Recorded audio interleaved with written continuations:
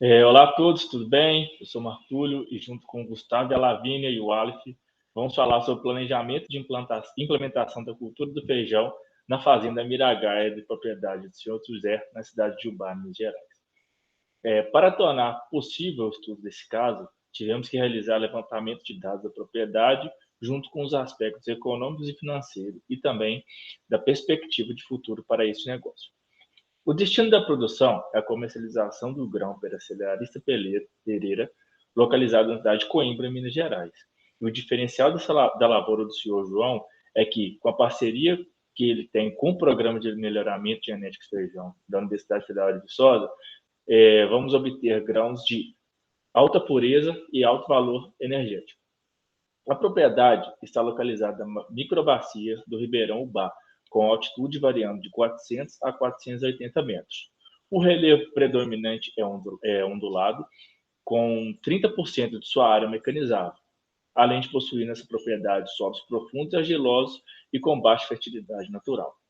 A precipitação média da região é de aproximadamente 1.414 milímetros, com altas temperaturas concentradas entre os meses de outubro a fevereiro, com poucas chuvas no inverno e temperatura anual média de 22 graus e pluviosidade de aproximadamente 1.483 milímetros. Bom, agora eu vou falar um pouquinho para vocês aqui, um pouquinho do histórico, né, da cultura do feijão.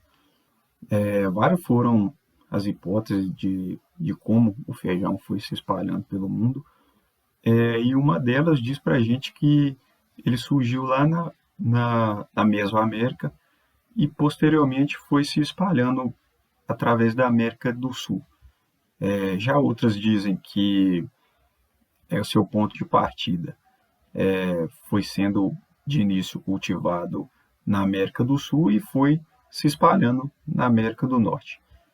Hoje já existe uma ideia bem mais concreta de que foram 3 pontos de partida da cultura do feijão.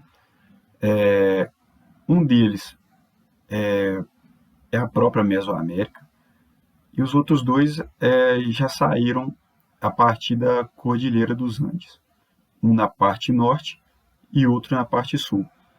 É importante lembrar também que algumas regiões da Europa são classificadas como secundária, né? Porque já existiam meio que uma variação dessas espécies que foram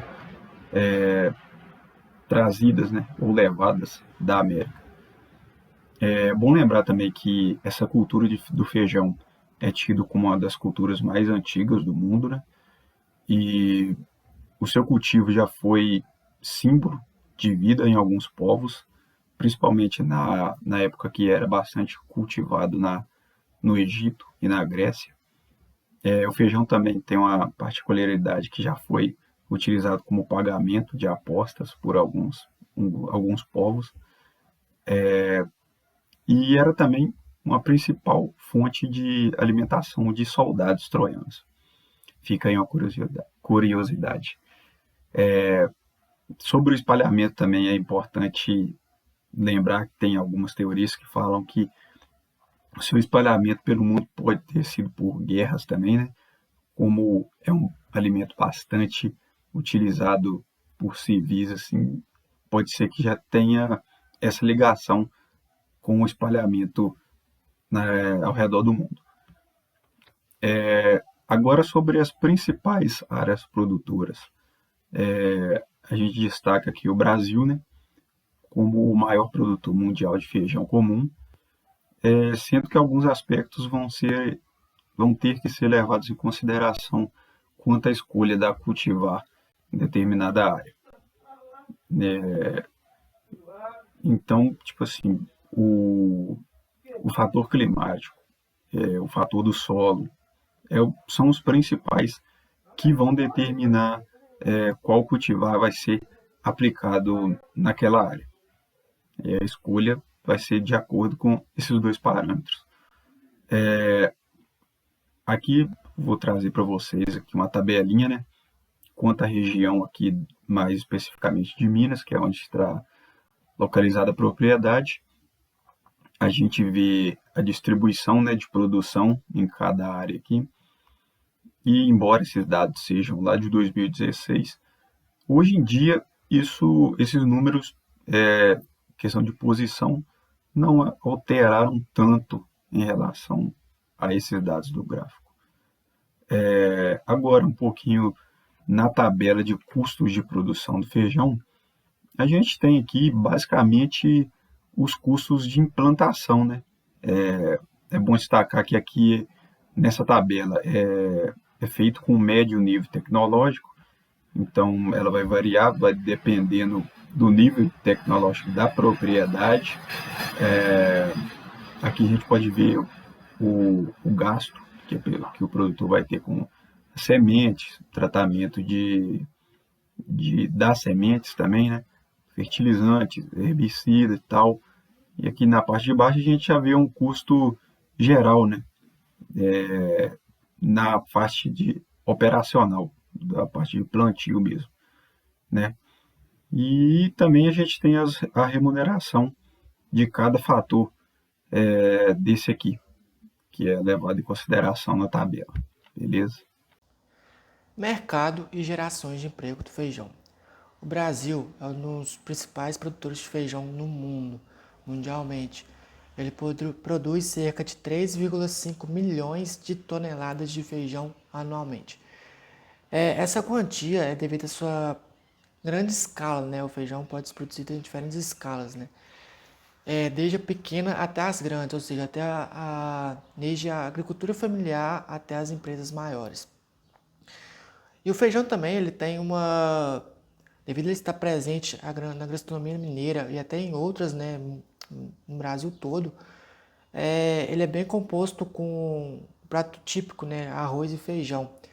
E isso apresenta um grande valor nutricional, tem bastante fibras, bastante vitaminas, entre outros. E devido à sua capacidade edafoclimática, ele consegue ser produzido durante o ano todo e em todos os estados do Brasil. Diagrama da cadeia produtiva do feijão. Acima, né, no nosso slide aí, está apresentando o nosso diagrama, nossa cadeia. Nele, vocês podem observar 4 fases, né? Fornecedores de insumo, distribuição, máquinas, equipamentos de pesquisa e desenvolvimento. E o que isso quer dizer? Antes mesmo do feijão ser plantado na terra, ele tem alguns elos antes desse começo de cadeia, né? O que é esse começo? Então, para o feijão ser produzido, ele precisa estar num clima favorável, né? Clima não, num ambiente favorável, né? Precisa estar com um solo adequado, solo bem arado, um solo corrigido, um solo, entre outras coisas, né? E essa fase praticamente é para isso, né? Máquinas e equipamentos, vai arar o solo, as sementes para beneficiar, né? Talvez passar uns nutrientes ali para ela crescer mais saudável, não dar um estresse hídrico qualquer ou estresse de nutrientes durante seu próprio crescimento.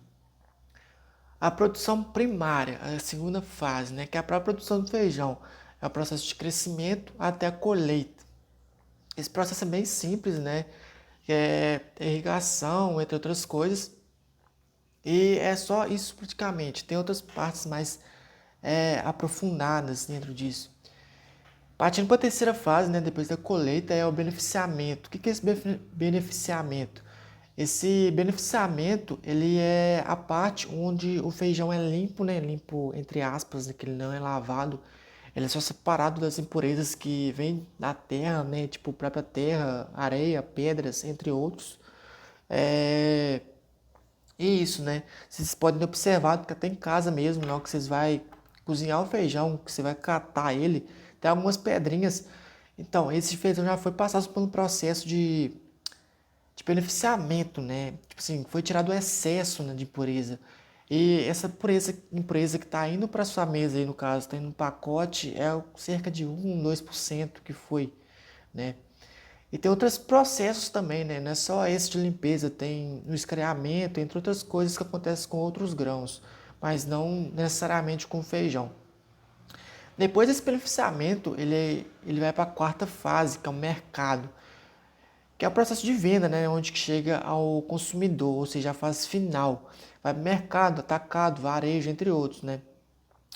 E assim ele chega até o mercado, até o cliente, onde que a gente mesmo já pode adquiri-lo e comprá-lo do jeito que a gente vê no mercado. Olá, eu sou a Lavínia. Vou apresentar agora a parte 4 do nosso trabalho, que diz respeito a elementos de marketing da atividade produtiva escolhida, ok? A gente escolheu a cultura do feijão, né? E aí a gente vai dar um pouco a descrição geral inicial do produto. De fato, a gente vai começar pelos critérios de escolha. A gente analisou a região em que a propriedade está localizada, e isso deu a entender que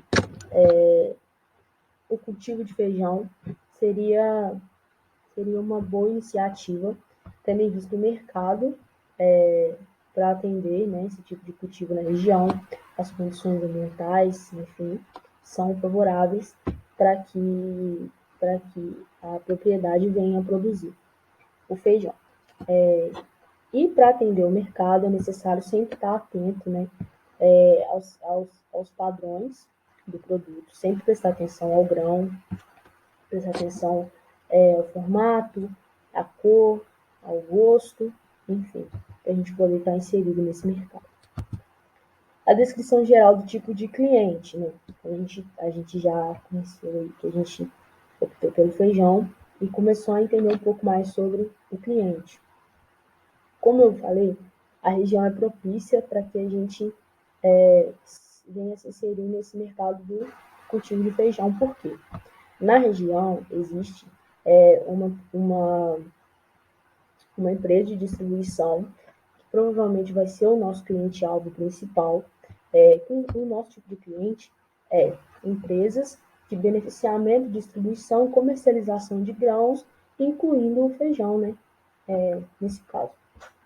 E aí existe a Cerealista Pereira, que está a aproximadamente 58 quilômetros da cidade onde está localizada a nossa propriedade.